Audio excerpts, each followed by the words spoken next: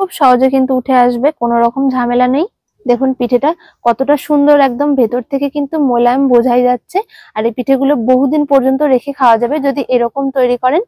নমস্কার বন্ধুরা, পিওর রান্নাঘরে আপনাদের সকলকে আরো একটা নতুন রেসিপিতে স্বাগত জানাই। আজকে আমি খুবই পুরনো দিনের ঐতিহ্যবাহী একটা পিঠা, তক্তি পিঠার রেসিপি শেয়ার করব আপনাদের সাথে।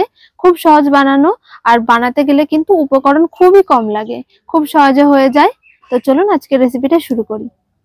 আজকের এই তক্তি পিঠার জন্য আমি কড়াই বসিয়ে দিয়েছি, আর আমি নিয়ে নিয়েছি 1 বাটি চালের গুঁড়ো। এই বাটি মেপে সমস্ত উপকরণগুলো নেব। প্রথমে শুকনো খোলাতে আমি চালের গুঁড়োটাকে একটু নেড়ে নেব। দিয়ে দিচ্ছি চালের গুঁড়োটা। আপনারা যে কোনো মাপ একটা নিয়ে নেবেন, যে কোনো বাটি কিংবা কাপ, সেই বাটি কিংবা কাপ মেপে চালের গুঁড়োটা ব্যবহার করবেন। আর এই সময় আঁচটা একদম কমে রাখতে হবে। এইভাবে অনবরত নাড়তে থাকবো। চালের গুঁড়োটা যখন একটু ভাজা ভাজা হয়ে আসবে, সেই সময় একটু কালারটা চেঞ্জ হয়ে যাবে আর ভাজার একটা দারুণ সেন্ট বেরোবে। সেই সময় আমি চালের গুঁড়োটাকে নামিয়ে নেব। আমি এখানে 1 বাটি শুকনো চালের গুঁড়ো নিয়েছি। আপনারা কিন্তু এর পরিবর্তে 1 বাটি ভিজে চালের গুঁড়োও নিতে পারেন, তাই দিয়েও হবে। চালের গুঁড়োটাকে এরকম অনবরত নাড়তে থাকতে হবে, আঁচটাকে একটু কমে রেখে। আর দেখবেন যাতে পুড়ে না যায়, তাই অনবরত এইভাবে নেড়ে নেড়ে খুব সুন্দর একটা যখন সেন্ট বেরোবে সেই সময় নামিয়ে নিতে হবে। 2-3 মিনিট মতন আমি মিডিয়াম আঁচে চালের গুঁড়োটাকে ভেজে নিয়েছি।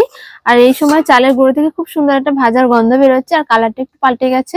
তো এইবারে আমি চালের গুঁড়োটাকে নামিয়ে নেব। এরকম হবে যখনই, সেই সময় কিন্তু চালের গুঁড়োটাকে নামিয়ে নিতে হবে। বেশি পুড়ে গেলে পিঠা আবার খেতে ভালো লাগবে না। দেখুন চালের গুঁড়োর কালারটা হালকা একটু পাল্টেছে, লালচে হয়ে গেছে। এইরকম ভাবে ভেজে নিতে হবে। তো এবার আমি চালের গুঁড়োটাকে নামিয়ে নিচ্ছি। চালের গুঁড়োটা নামিয়ে রাখার পর আমি আবারও কড়াইটা বসিয়ে দিয়েছি।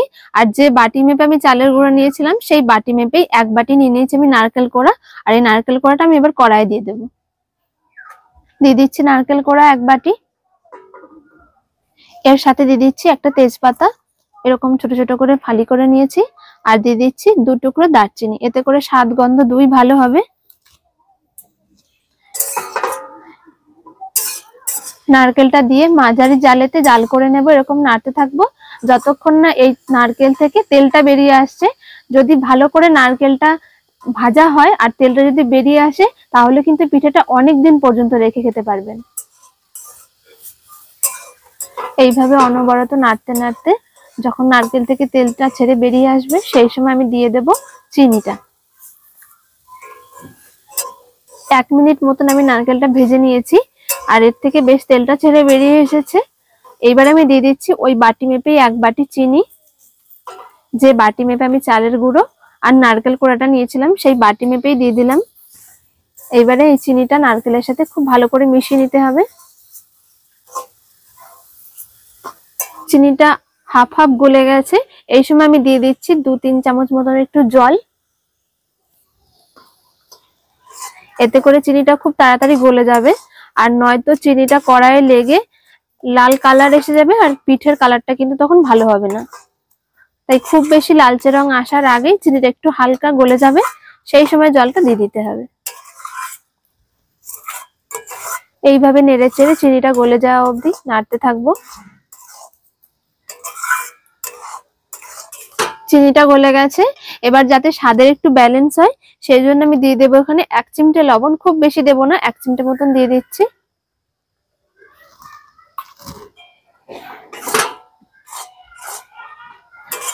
চিনিটা যেহেতু গলে গেছে, তাই আমি এবার আগে থেকে যে চালের গুঁড়োটা ভেজে রেখেছিলাম, সেই চালের গুঁড়োটা দিয়ে দেবো। দিয়ে দিচ্ছি চালের গুঁড়োটা। আর এই সময় কিন্তু উনুনের আঁচটা একদম কম করে দিতে হবে। আর এই চালের গুঁড়োর সাথে দিয়ে দিচ্ছি আমি 2 চামচ গুঁড়ো দুধ। এই গুঁড়ো দুধটা দিলে এই পিঠের স্বাদটা আরো ভালো হয়। চালের গুঁড়ো আর নারকেলটা এবার একসাথে মিশিয়ে নেব।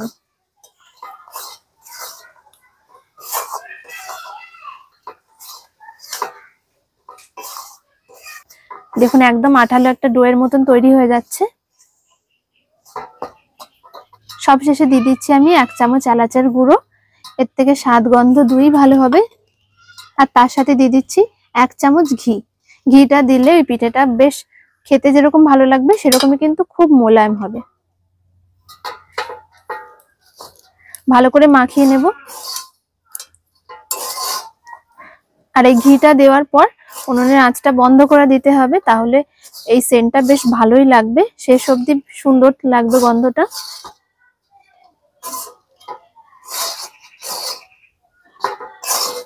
খুব ভালো করে মাখিয়ে নিয়েছি, এবার আমি একটা থালাতে নামিয়ে নেব।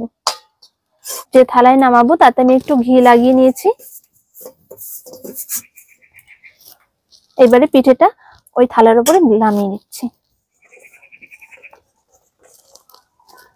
দেখুন একদম ঝরঝরে।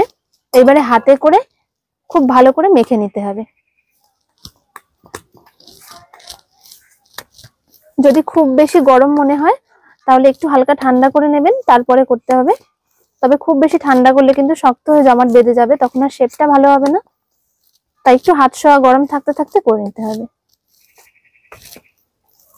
আর এগুলো মাখতে মাখতে আগে থেকে যে আমি তেজপাতা আর দারুচিনি গুলো দিয়ে রেখেছিলাম সেগুলো তুলে নিচ্ছি।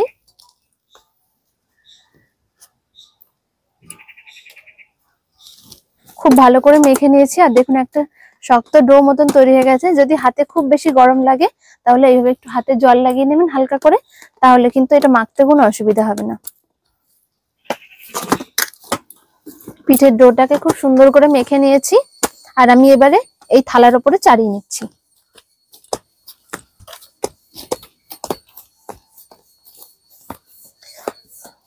যেরকম পাতলা বা মোটা করতে চান সেরকম ভাবে চাড়িয়ে নিতে হবে।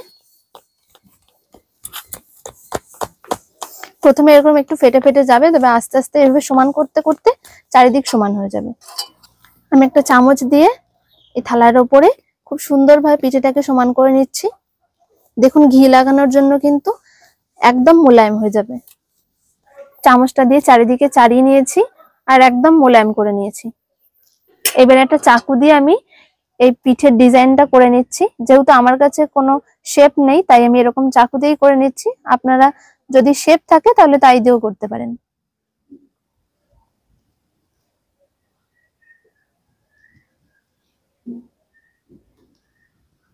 চাকু দিয়ে খুব সুন্দর করে আমি একটা পিঠের শেপ দিয়ে নিয়েছি।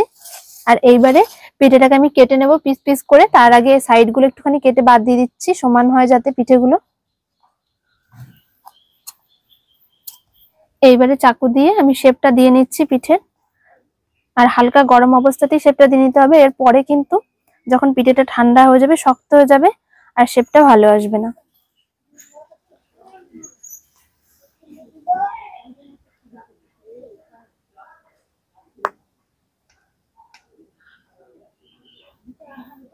পিঠেগুলো আমি শেপ করে কেটে নিয়েছি। আর এবার এক এক করে পিঠেগুলোকে তুলে নিচ্ছি। দেখুন খুব সহজে কিন্তু উঠে আসবে, কোনো রকম ঝামেলা নেই। একটা একটা করে পিঠেগুলোকে আমি তুলে নিচ্ছি।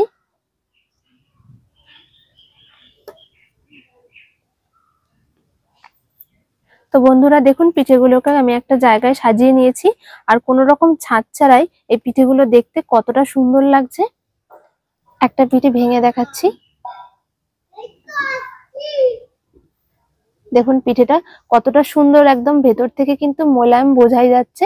আর এই পিঠেগুলো বহুদিন পর্যন্ত রেখে খাওয়া যাবে যদি এরকম তৈরি করেন। খুব বেশি নরম হয়ে গেলে কিন্তু পিঠেগুলো বেশি দিন ভালো থাকবে না। তো বন্ধুরা এই তক্তি পিঠার রেসিপিটা আপনাদের কেমন লাগলো অবশ্যই আমাকে কমেন্ট করে জানাবেন। খুবই কম উপকরণে আর খুব সহজে তৈরি করা যায়। আর এই পিঠেটা কোনো রকম ফ্রিজ ছাড়াই কিন্তু আপনারা 2 মাস পর্যন্ত সংরক্ষণ করে খেতে পারবেন। কোনো রকম ভাবে পিঠেগুলো নষ্ট হবে না। তো আশা করছি এই ভিডিওটা আপনাদের সকলের খুব ভালো লেগেছে। ভালো লাগলে অবশ্যই লাইক শেয়ার কমেন্ট করবেন। আর দেখা হচ্ছে পরের ভিডিওতে। সকলে ভালো থাকবেন, সুস্থ থাকবেন। ধন্যবাদ।